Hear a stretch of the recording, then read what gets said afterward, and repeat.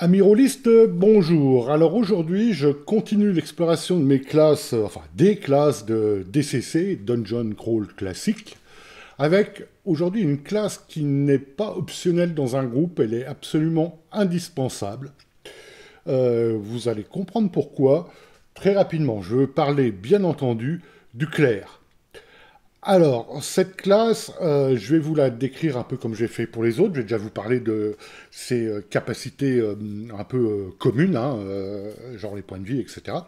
Et après, on va rentrer dans les détails qui fait que cette classe est vraiment une classe à avoir absolument dans un groupe. Donc, en route, et je vous présente le clerc immédiatement. Alors voilà. Donc le clerc, on va commencer par ses caractéristiques générales.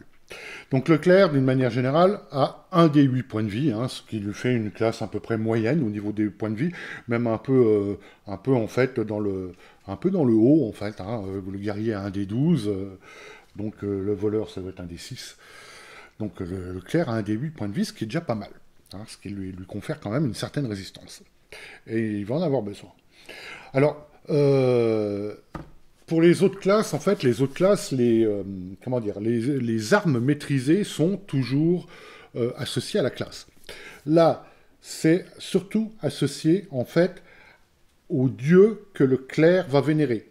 Ou plutôt, en fait, à l'alignement qu'il va être, donc parce qu'un clerc doit être du même alignement que son dieu, il faudrait peut-être pas déconner, et surtout, en fait, cet alignement et ce dieu vénéré, ou cette déesse vénérée, va lui donner accès à différents trucs. Donc en fait, la première chose à faire, quand vous créez un clerc, ou que vous avez un personnage qui devient clerc, c'est de choisir son dieu. Alors on a une liste de dieux, on va dire, un peu générique, hein, parce qu'en fait il faut rappeler que DCC n'est pas un jeu avec un monde vraiment prédéfini, en tout cas dans sa version de base. Hein. Je ne parle pas de Lankmar ou Dying Earth qui sont un peu particuliers. Mais pour DCC, en fait, vous avez un exemple de dieu générique, on va dire, hein, que vous allez pouvoir mettre ou dans votre campagne ou pas, ou le remplacer par des divinités que vous employez habituellement dans votre campagne. Alors nous avons effectivement ces dieux qui sont classés par alignement, donc on a les dieux de la loi. Voilà, je vais pas vous les noms sont là pour le fun, hein, pour la couleur. Hein, ils vont pas vous donner de capacités spéciales différentes. Hein. Donc les dieux de la loi, hein, nous avons Justicia, par exemple. Pourquoi je dis Justicia? Parce que j'ai un joueur, c'est sa divinité, c'est Justicia, déesse de la justice. Goran, le bras de la vengeance, dieu du courage et de la chevalerie, voilà. Enfin, ça, c'est deux exemples qui sont effectivement des dieux de la loi. Alors, ces dieux de la loi, vous avez deux colonnes après, hein, dans la description des dieux.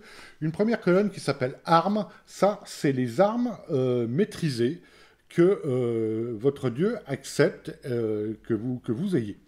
Donc en fait, vous pouvez porter ces armes-là et vous les maîtrisez. Vous pouvez attaquer comme d'habitude avec une autre arme, mais dans ce cas-là, vous ne la maîtrisez pas. Et le fait de ne pas pouvoir maîtriser une arme, ne pas savoir maîtriser une arme, je vous renvoie à la vidéo générale que j'avais faite. Donc là, pour les dieux de la loi, les prêtres des dieux de la loi vont pouvoir utiliser le bâton, la fronde, le gourdin, la masse et le marteau de guerre. Donc pareil, après, nous avons les dieux neutres. Donc eux, ils vont pouvoir maîtriser leurs adorateurs vont pouvoir maîtriser le bâton, la dague, l'épée, toutes les épées, la fronde et les masses. Et en fait, nous avons tous les dieux du chaos qui, eux, vont pouvoir maîtriser les arcs. C'est les seuls qui peuvent attaquer à distance avec des arcs d'ailleurs, la dague, le fléau, la fléchette et la hache. Voilà, donc ça, la première chose, alors, l'alignement de votre dieu et l'alignement de votre prêtre ne se résume pas à ça. Vous verrez, l'alignement, en fait, sert à beaucoup de choses pour un clerc et est très importante. C'est quelque chose à laquelle il va bien falloir réfléchir avant de le choisir. Voilà, donc ça, c'est pour les armes maîtrisées.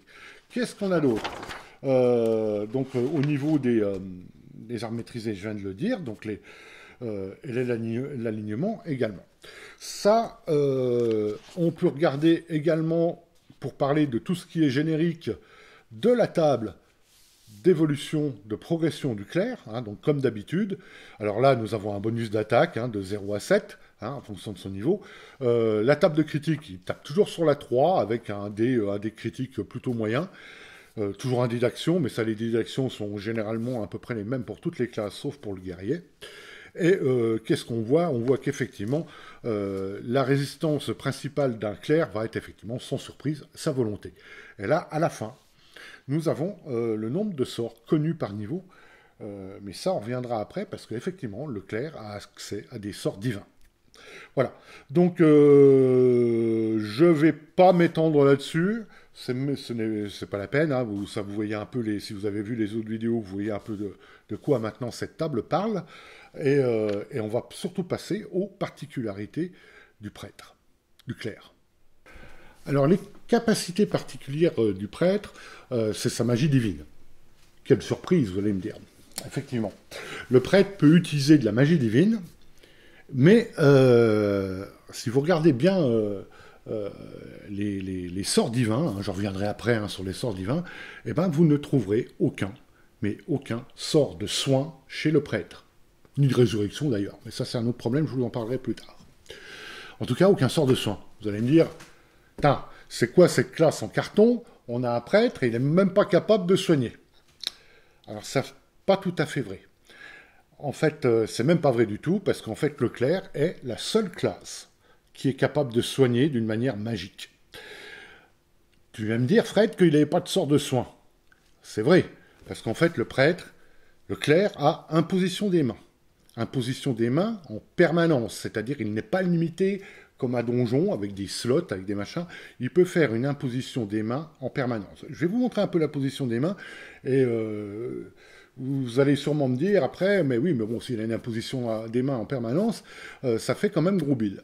Ouais, mais enfin bon, on est dans des CC, donc en fait, il y a des comment dire, des contreparties. Vous allez voir. Alors, avant de vous parler de l'imposition des mains, ce que je voulais déjà vous dire, c'est qu'un clerc,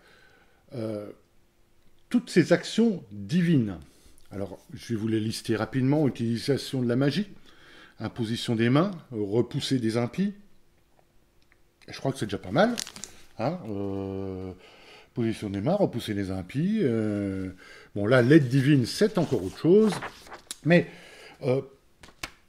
pour toute utilisation de pouvoir divin, quelque part, à chaque utilisation, le prêtre se met dans la position de fâcher son Dieu. C'est-à-dire, à chaque fois qu'il rate une de ses actions, repousser les impies, imposition des mains, ou n'importe quel sort, il va accumuler de la défaveur. Jusqu'à éventuellement que cette défaveur lui pète à la gueule et que son Dieu en est marre que son clerc le fasse passer pour un guignol. Mais ça, je vais vous en parler encore. Gardez dans le coin de la tête la défaveur, je vous en parlerai après. Donc l'imposition des mains, on en était à l'imposition des mains. Donc l'imposition des mains, en fait, tout se passe, il faut faire un test d'incantation. Alors qu'est-ce que c'est un test d'incantation, un DCC? Alors, un test d'incantation à DCC, en général, c'est 1 des 20, plus le niveau d'incantateur. Le niveau d'incantateur, en gros, c'est le niveau du personnage, plus la valeur de caractéristique, et pour les clercs, c'est la présence. Donc, en fait, vous lancez 1 des 20, plus le bonus de présence, plus le bonus de caractéristique. Et là, vous allez faire une imposition des mains, et vous allez regarder cette petite table. Pourquoi il y a une petite table ? Parce qu'en fonction de l'alignement de votre clerc, je vous ai dit tout à l'heure que l'alignement était important, en fonction de l'alignement de votre clerc, il ne va pas soigner aussi efficacement un personnage qui est du même alignement que lui, hein, avec un personnage d'un alignement opposé ou même ce qu'ils appellent adjacent. C'est-à-dire, si vous êtes un prêtre de la loi, vous allez super bien soigner un personnage qui a le même alignement que vous, qui est un personnage de la loi. Vous allez un peu moins bien soigner un personnage qui est neutre, et encore moins bien un personnage qui est chaotique. Sans compter que si le maître de jeu vous explique que votre déesse ou dieu, voire d'un très mauvais œil, que vous soignez un personnage d'une autre, enfin d'un alignement opposé au sien, vous risquez encore la défaveur. Et donc en fait, vous allez lancer un dé. Donc en fait, entre 1 et 11, c'est un échec, vous ne soignez rien du tout. Entre 12 et 13, vous voyez, par exemple, si l'alignement est identique, vous allez soigner 2 dés, ou un dé pour un alignement adjacent. Qu'est-ce que c'est l'alignement adjacent? Si vous êtes un prêtre de la loi, soigner un personnage neutre, c'est adjacent à la loi. Par contre, opposé à la loi, le chaos, machin. Donc là, vous avez un dé. Alors, vous voyez, les différences ne sont pas très élevées au départ. Par contre, en fait, elles deviennent beaucoup plus marquées quand on fait des tests d'incantation élevés, donc en montant de niveau, hein, puisqu'en fait, le niveau d'incantateur est égal à votre niveau. Donc, vous voyez, vous avez un certain nombre de dés. Alors, ce nombre de dés, qu'est-ce que c'est? C'est le nombre de dés de vie que le personnage soigné va regagner. Donc, si vous voyez par exemple 2 dés sur le résultat de votre imposition des mains et que vous soignez un guerrier, il va soigner 2 dés 12. Si vous avez résultat 2 dés et que vous soignez un mage, le mage va récupérer 2 dés 4. Hein, c'est toujours les dés de vie du personnage ciblé par l'imposition des mains. Alors l'imposition des mains n'est pas limitée. Vous pouvez la faire tous les rounds si vous voulez.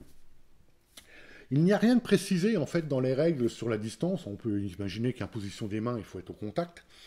Moi, j'impose encore un peu plus parce que j'imagine qu'il faut quand même que le prêtre adresse quand même une petite prière à son Dieu, hein, même si c'est en marmonnant, peu importe. Et donc moi, j'accepte l'imposition des mains du moment que le personnage ciblé ne soit pas engagé avec une autre créature. Ça, c'est une règle à moi. Vous n'êtes pas obligé de l'appliquer. Hein. Vous pouvez dire, bah voilà, le prêtre reste derrière le dos du guerrier, lui pose la main sur le dos et tous les rounds va incanter pour le soigner, alors qu'il est en train de se battre face à une horde d'orques, par exemple. Donc moi, je ne vois pas les choses comme ça. Moi, je demande à ce que le joueur que le personnage ne soit pas engagé, en fait, au niveau du combat. Mais l'imposition des mains, on peut la faire tous les rounds. Et vous voyez, donc entre 1 et 11, ce qui est quand même relativement, qui peut arriver relativement souvent, vous ratez, et dans ce cas-là, vous allez accumuler de la défaveur. Mais j'y viendrai après. L'imposition des mains ne sert pas qu'à regagner des points de vie. Car vous savez que dans DCC, on a des coups critiques. Les coups critiques peuvent vous briser un membre, vous faire des dégâts internes, ce genre de choses.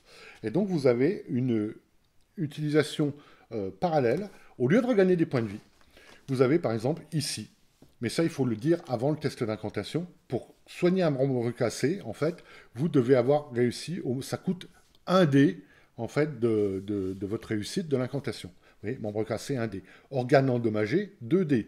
Vous voulez soigner une maladie, 2 dés. Alors ça veut dire qu'effectivement, il faut que vous ayez un succès qui vous donne au moins 2 dés pour soigner une maladie. Une paralysie, 3 dés. Une cécité ou une surdité, 4 dés. Voilà. Donc, l'imposition des mains sert à la fois à soigner des points de vie, mais également à réparer des membres brisés, des maladies, des effets permanents comme la paralysie, etc. Et c'est très important parce que effectivement, dans les coups critiques, ça peut mal tourner. Alors, je vous disais tout à l'heure pourquoi le clerc est essentiel, en fait, parce que dans DCC, il n'y a que lui qui peut soigner. Il n'y a pas de soins magiques, hein, il n'y a pas de potion à DCC. De base, il n'y a pas de potion. Hein. Pourquoi? Parce que créer une potion, il faut avoir sous la main un magicien niveau 5, vous imaginez. Donc à DCC, vous n'allez pas trouver une potion de soin dans les shops de l'herboriste, non. Donc en fait, le clerc est hyper important pour ça, c'est celui qui va pouvoir faire regagner des points de vie et que votre groupe puisse continuer sereinement dans les entrailles du donjon. Donc ça, c'était la première capacité divine du prêtre, l'imposition des mains. Maintenant, on va continuer sur les autres capacités divines de ce brave personnage. La deuxième capacité divine du clerc, c'est repousser les impies. Alors, je vous avais parlé tout à l'heure que pour la maîtrise d'armes était lié, le type d'arme maîtrisée était lié à votre alignement et donc au dieu que vous vénérez. Et bien, pour repousser les impies, c'est exactement pareil, parce que vous allez voir, toujours on a cette même table, et donc là, je vais vous montrer la fameuse colonne créature impie. Donc c'est les créatures impies vis-à-vis vis-à-vis de votre divinité. Donc, un Justicia, par exemple, déesse de la loi, voit les créatures suivantes comme impies, genre les morts-vivants, les démons, les diables, les créatures extraplanaires, etc., etc. Et donc, les prêtres de la loi vont pouvoir essayer de repousser, blesser ou détruire ces créatures. Mais pour les autres dieux qui ne sont pas des dieux de la loi, la liste n'est pas la même. Les dieux neutres. Hein, alors, dans les dieux neutres, hein, vous avez Cthulhu, par exemple. Vous pouvez vénérer Cthulhu, qui est effectivement assez neutre. Hein. Et donc là, vous avez les animaux communs, vous avez les morts-vivants, mais vous voyez, les animaux communs n'étaient pas dans la liste des dieux de la loi. Vous avez les lycanthropes, les diables, les monstres, les démons et les morts-vivants. Là, dans le premier, vous avez les avatars du chaos. Ils ne sont pas dans les dieux de la loi, dans les dieux de la neutralité. Vous voyez, vous avez des différences comme ça. Et enfin, les dieux du chaos, et là on rigole parce qu'en fait, les dieux du chaos, en fait, un prêtre qui vénère un dieu du chaos, qu'est-ce qu'il fait? Il peut essayer de repousser ou de détruire les anges, les paladins, les dragons loyaux, les seigneurs de la loi, les avatars de la loi et les humanoïdes loyaux. Vous remarquerez que là, un des dieux du chaos ne vous donne pas la capacité de repousser les morts vivants. Bien le savoir. Voilà, donc en fait, ça, c'est la liste des créatures qui sont considérées comme impies. Ensuite, quand vous voulez repousser des créatures impies, vous allez sur cette table, qui est page 97, où là, vous avez quoi? Vous avez plusieurs colonnes, vous avez le résultat du test pour repousser les impies, vous avez la distance à laquelle ce résultat... Donc en fait, ce qu'il faut faire, c'est déjà faire un test pour repousser les impies. Dans ce cas-là, c'est 1 des 20, plus le niveau d'incantateur, plus le niveau de présence, mais en plus à celui-là, on ajoute, j'ai dit le niveau de présence, le bonus de présence, plus le bonus de chance. Alors, bien sûr, quand je dis bonus de présence ou bonus de chance, ça peut être négatif. Hein. Si vous avez des bonus, des caractéristiques qui vous donnent des bonus, enfin des malus, du coup, vous les appliquez aussi. Et donc, vous avez le résultat de ce dé, la table se lit comme ça, en fonction du résultat du dé. Vous allez croiser avec le nombre de dés de vie des créatures de là ou des créatures que vous avez en face de vous. Donc, quand vous faites un résultat SE, c'est sans effet, il ne se passe rien, c'est raté. R1, ça veut dire que vous repoussez une créature. R1D3 plus NI, ça veut dire que vous repoussez un des 3 créatures plus votre niveau d'incantateur, hein, etc., etc. Qu'est-ce qu'on a comme autre type de résultat? On a le T, qui est en fait tué, donc là, sans jet de sauvegarde, vous détruisez, là, par exemple, un des 8 créatures, plus votre niveau d'incantateur, en sachant que pour tuer la moindre créature avec un déduit, il faudrait faire un résultat de repousser les impies à 30. Donc, ne comptez pas trop réussir ça au niveau 1, au niveau 2. Hein. Il faut déjà que vous soyez un peu un clerc qui a de la bouteille, on va dire. Et donc, en fonction du nombre de déduits de la créature, vous avez effectivement l'effet. Alors, repousser les créatures, quand vous repoussez une créature, ça veut dire qu'elle doit se fuir le plus loin possible du clair, hein, ça c'est un peu du classique, ou se recroqueviller dans un coin si elle ne peut pas fuir, et ça dure 3 des 10 minutes. Voilà. Donc, ça c'est pour repousser les impies. Alors vous avez une colonne châtiment sacré, parce qu'à partir d'un test de repousser des impies de 24, en plus, vous pouvez infliger des dégâts. Vous pouvez vous infliger des dégâts. Là, donc, par exemple, vous faites 24 de résultats de repousser les impies, vous allez infliger un des 3 points de dégâts aux toutes les créatures impies dans le rayon de 18 mètres, dans un cône de 9 mètres, etc. À toutes les créatures qui sont en face de vous et qui sont impies aussi. Hein. Vous n'allez pas infliger des dégâts à des créatures qui ne sont pas impies. Hein. Ce sera uniquement ciblé sur les créatures impies. Voilà, en gros, pour repousser les impies, qui est la deuxième capacité divine du clerc. Et il en reste une, la dernière, c'est la magie divine. Donc là, on va y venir. Alors, la magie divine. Comme je vous ai dit tout à l'heure, un prêtre, un clerc a accès à des pouvoirs divins que lui confère sa divinité. Donc, si on reprend la table de progression du clerc, vous avez les sorts connus par niveau. Donc au niveau 1, il en connaît 4. Au niveau 4 sorts de niveau 1. Au niveau 2, il en connaît 5 de niveau 1. Au niveau 3, il en connaît 5 de niveau 1 et 3 de niveau 2, etc., etc. Alors moi, pour la magie divine et pour les clercs, vous allez me dire comment en fait le personnage de Claire euh, obtient les sorts. Est-ce qu'il les choisit? Est-ce qu'il les choisit tous les matins? Est-ce que, comme dans Donjon, ou est-ce que c'est donné une fois pour toutes par la divinité? Alors, c'est pas tout à fait explicité dans les règles, sauf que on peut bien comprendre si on prend le chapitre sur la magie. C'est mal préparé encore cette vidéo, hein, Fred. La magie.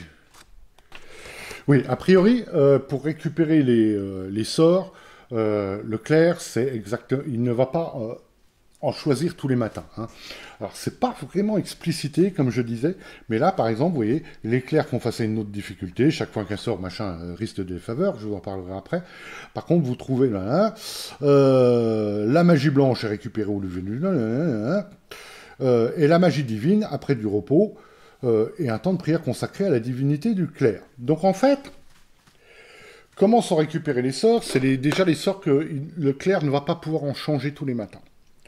Il ne va pas pouvoir en changer du tout selon la règle. Alors moi, ce que je fais, c'est que je considère qu'un mot clair, du moment, ça va être empirique, hein, c'est-à-dire que s'il a bien joué son personnage, s'il a bien joué en fait le fait de servir son dieu tutélaire, et qu'il se rend dans un temple pour y prier et y faire des offrandes, et uniquement dans un temple, enfin ça c'est ma règle personnelle, dans ce cas-là, il va pouvoir changer les sorts comme il veut. Et ça va être pareil quand il va monter de niveau, c'est-à-dire s'il monte de niveau en cours de, on va dire, à la fin d'une aventure, bah, où il va sacrifier en fait à son dieu, à sa déesse, des possessions ou même si c'est un dieu du chaos, bah, des âmes, hein, pourquoi pas. Dans ce cas-là, il va pouvoir choisir ses nouveaux sorts. Sinon, s'il ne le fait pas, eh bien, dans ce cas-là, ces nouveaux sorts seront attribués aléatoirement et il pourra les changer également à une prière dans un temple consacré avec un certain nombre de sacrifices ou d'offrandes appropriées à sa divinité. Donc voilà comment moi, personnellement, je vois comment un prêtre gagne et peut changer ses sorts divins. Alors maintenant, je suis obligé de vous parler quand même de la magie divine, et là, enfin, de la magie en général, mais de la magie divine en particulier, et vous montrer en fait toute la particularité et le côté génial des CC. Je reviendrai sur la magie un peu plus en détail avec le mage, parce que il y a d'autres mécanismes qui rentrent en compte, mais pour la magie divine. Alors la magie divine, c'est très simple. Enfin, c'est très simple. C'est-à-dire que chaque sort a un tableau. Par exemple, vous avez le sort de bannissement ici. Donc j'explique. Vous avez la portée, vous avez le jet de sauvegarde. Jet de sauvegarde, ça veut dire qu'on doit faire un jet de volonté contre la difficulté du test d'incantation, c'est-à-dire que la valeur que le prêtre a obtenue en lançant son sort. Hein. Donc plus le prêtre va faire haut, plus la difficulté pour résister à ce sort va être compliquée. Donc nous avons ça. Ça, c'est le général, c'est en gros, c'est une résumé, c'est en gros ce que fait le sort d'une manière générale, parce que vous allez voir, il y a des détails, il y a des particularités en fonction du degré de réussite, on va dire. Et la manifestation, en fait, c'est de la manière dont le sort se manifeste, hein, de la manière dont le pouvoir du divin se manifeste. Ici, c'est un sort de bannissement. Donc là, on vous dit lancer un des 4, des chaînes d'argent éthérées s'entremêlent autour de la cible pour la contraindre. Ou alors 4, bah, la cible disparaît littéralement. Vous voyez, il y a 4 effets possibles. Alors ça, c'est uniquement pour la beauté de la chose, hein, pour le roleplay. Hein, ça n'a aucun effet supplémentaire sur le sort. Quand effectuer la manifestation? Alors moi, que ce soit magie divine ou magie profane, la manifestation, je la fais tirer la première fois que le sort est utilisé. Après, j'estime que le sort se manifestera toujours de la même manière pour ce joueur, pour ce personnage. Si deux personnages ont à table des prêtres, par exemple, qui ont des 2 sorts de bannissement, bah, dans ce cas-là, en fait, à leur première utilisation, on va voir comment la magie divine se manifeste pour eux, et je le fais une et une seule fois. Vous pouvez, si vous voulez, le faire à chaque fois qu'on lance le sort. Moi, je le fais qu'une fois, parce que ça permet d'économiser un dé.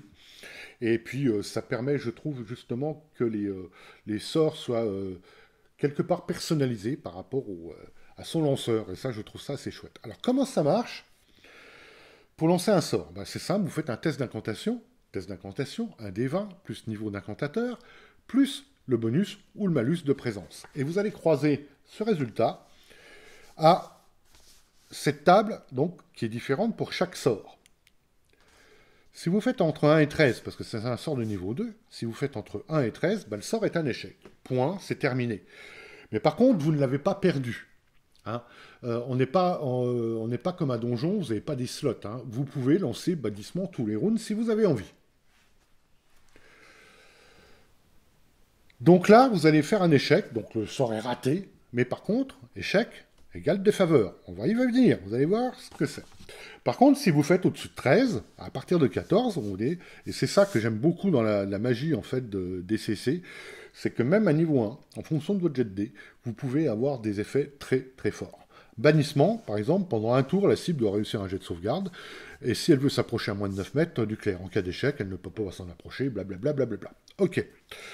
Par contre, si vous faites, ça c'est entre 14 et 15, par contre, quand vous montez de niveau, ou que vous faites un gros jet de dés, par exemple, vous faites 20 au dé, alors, quand on fait 20 sur un jet quand on fait un critique sur un jet d'incantation, on rajoute une deuxième fois le niveau d'incantateur. Donc là, par exemple, c'est un sort niveau 2, donc le prêtre est forcément niveau 3.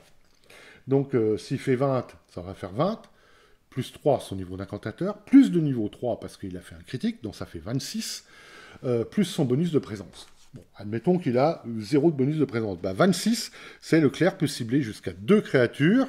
Elle est forcée à effectuer un jet de sauvegarde de volonté. En cas d'échec, elles sont renvoyées d'où elles viennent. Les créatures surnaturelles comme les démons, diables, etc. sont renvoyées dans leur plan. Alors que si vous aviez fait entre 14 et 15, elles sont simplement éloignées de vous. Vous voyez la différence de puissance du sort des sorts, en fait, en fonction du résultat que vous faites. Et ça, je trouve que c'est très chouette, parce que c'est pas lié directement au sort. Hein. À Donjon, plus les sorts augmentent, plus leurs effets sont différents. Hein. D'ailleurs, c'est plus les mêmes. Là, ça veut dire que même à haut niveau, un sort de bas niveau, bah, il va être vachement utile. Pourquoi? Parce que vous allez pouvoir avoir des effets beaucoup, beaucoup plus forts, parce qu'en montant de niveau, bah, vos dés vont mécaniquement augmenter. Voilà, donc en fait, vous avez une table avec tous les sorts des clercs. Alors comme je le disais, il n'y a pas de sort de soin hein, chez le clerc, mais il n'y a pas de sort de résurrection non plus. Il n'y a pas de résurrection dans DCC. Enfin, il peut y en avoir, mais ça, dans ce cas-là, ça va être une aventure. Hein, aller dans un plan où les âmes sont enfermées, ou aller voir carrément un dieu et puis lui demander de ramener l'être en question. D'ailleurs, si je me souviens bien, je crois qu'il y a un module qui permet, dont le thème est justement de retrouver une âme perdue. Ça doit être les lames contre la mort ou quelque chose comme ça. Si je le retrouve pour tant pis. Ouais, c'est celui-ci. Et il s'appelle Quand les lames défient la mort, qui vont, vous allez vous rechercher en fait un personnage qui est mort. Voilà, parce qu'il n'y a pas de résurrection. Donc c'est quand même c'est quelque chose à prendre en compte en fait dans la granularité, enfin les spécificités des mondes liés à Dungeon Crawl classique. Maintenant, je vais vous parler de la défaveur. Voilà, donc j'en viens à la défaveur parce que, comme je vous ai dit tout à l'heure, à chaque fois que le clerc utilise un pouvoir divin, que ça soit la magie, que ça soit les impositions des mains, que ça soit le fait de repousser des impies, à chaque fois qu'il rate, il prend le risque de déclencher le courroux de son dieu ou de sa déesse. Alors, comment ça se traduit en jeu? Alors déjà, le cas classique, vous faites 1, donc c'est un fumble, dans ce cas-là, c'est défaveur automatique. Mais, si vous ratez un jet, vous accumulez enfin, si vous ratez une action, comme je vous ai dit, de défaveur, ça va s'accumuler pendant toute la durée de la journée. Donc, premier échec, vous mettez un point de défaveur. Deuxième échec, vous passez votre défaveur à 2. Troisième échec, votre défaveur continue à augmenter, 3, 4, 5, 6, etc. Ok, jusque-là, on ne fait qu'augmenter la défaveur. Mais comment risque de se manifester le courroux de votre dieu?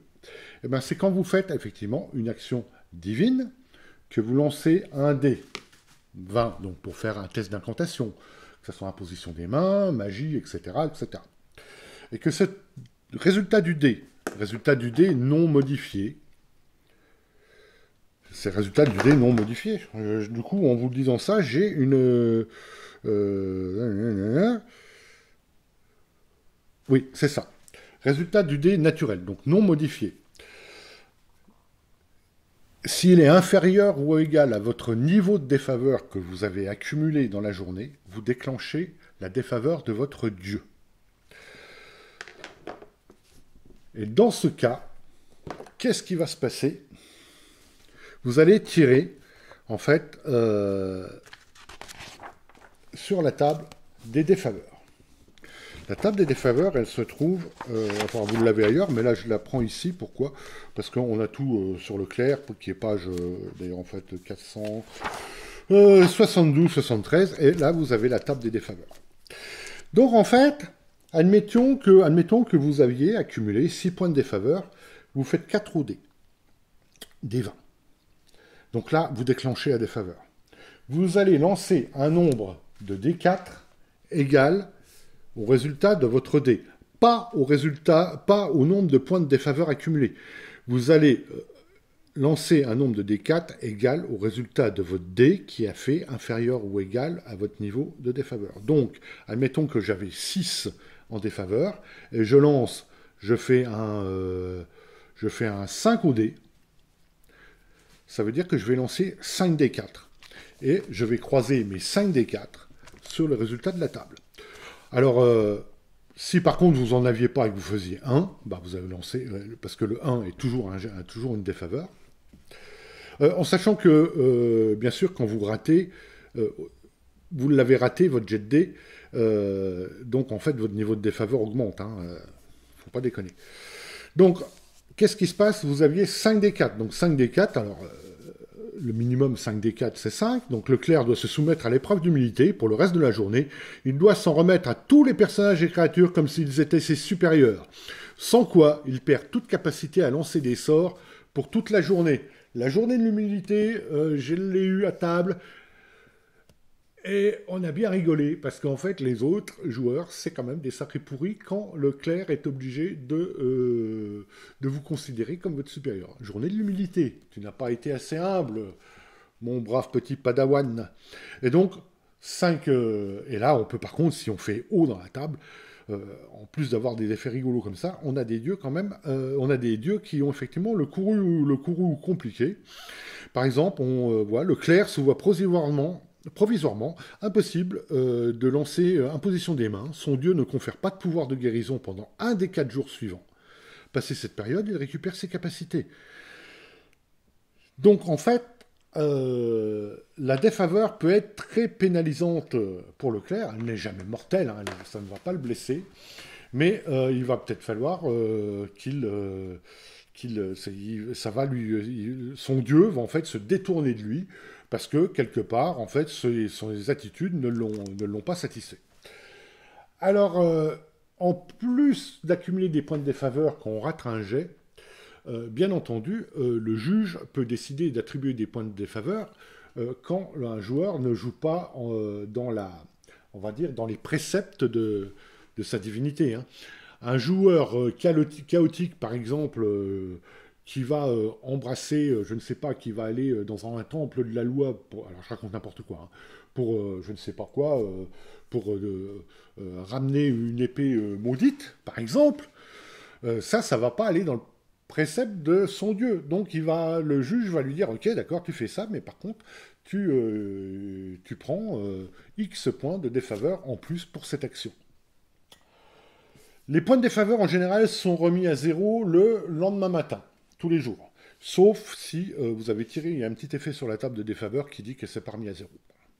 Mais d'une manière globale, c'est remis à 0 tous les matins. Voilà, en gros, pour la défaveur. Et ce petit truc, quand même, qui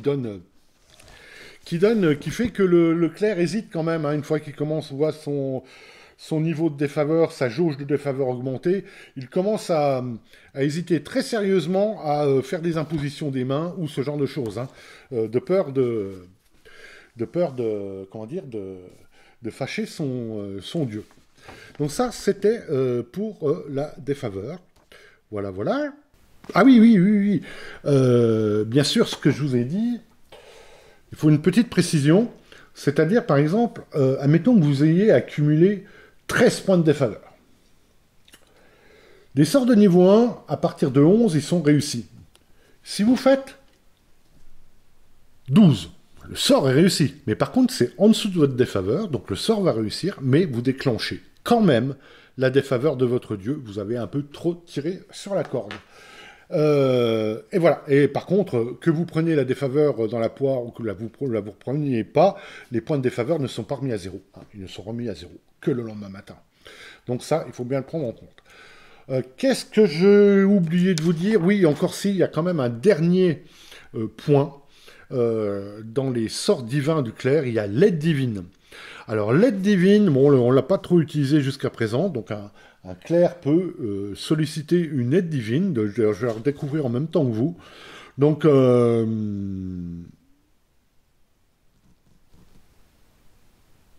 voilà, pour solliciter une aide divine, le clerc effectue un test d'incantation avec le même modificateur qui s'appliquerait que pour lancer un sort, donc un D20, plus niveau d'incantateur, plus son bonus ou son malus de présence.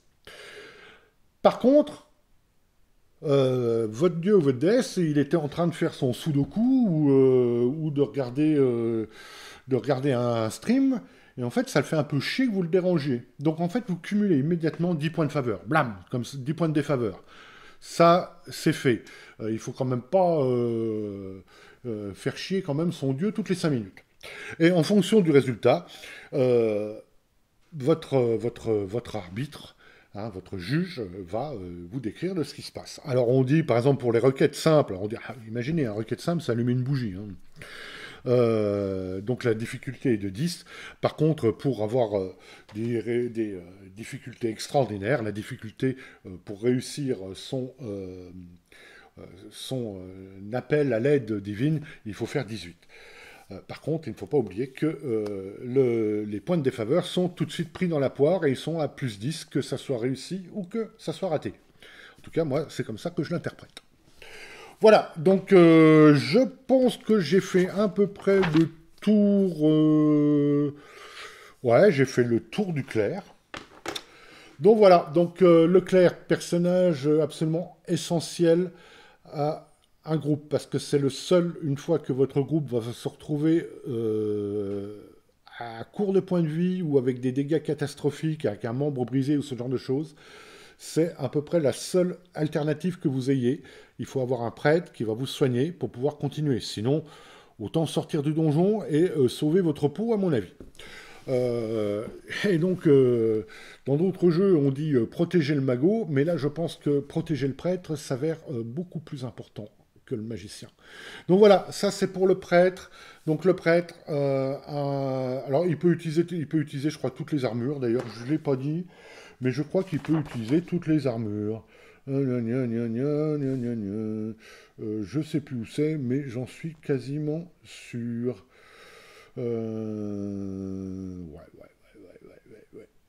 Ouais. Bah écoutez, on va dire que oui, je ne retrouve plus, mais j'en suis quasiment sûr. Donc il peut porter toutes les armures, il maîtrise les armes en fonction de son alignement et l'alignement de son dieu, et surtout, en fait, il peut faire des impositions des mains pour les soins, et il peut le faire tous les rounds, il peut lancer des sorts, il peut le faire tous les rounds, les sorts ne sont jamais perdus pour un prêtre, et il peut repousser les impies en fonction de son alignement. Hein. Un alignement chaotique va pouvoir permettre de repousser des paladins, un alignement bon va pouvoir leur permettre de repousser des morts-vivants, par exemple. Donc voilà, ça c'est pour le prêtre, avec ce mécanisme de défaveur qui est vachement chouette, que j'aime beaucoup. J'ai passé un peu rapidement sur la magie. Pourquoi? Parce que je veux l'aborder un peu plus en détail dans le mage. Mais en tout cas, vous avez déjà la vision de base du clerc et de ses capacités. Voilà, alors comme d'habitude, des questions, j'y réponds. Hein. En général, je réponds à toutes les questions. Donc n'hésitez pas, ça ne m'embête pas, bien au contraire. Et si cette vidéo vous a plu, comme d'habitude, un like, un commentaire, un abonnement.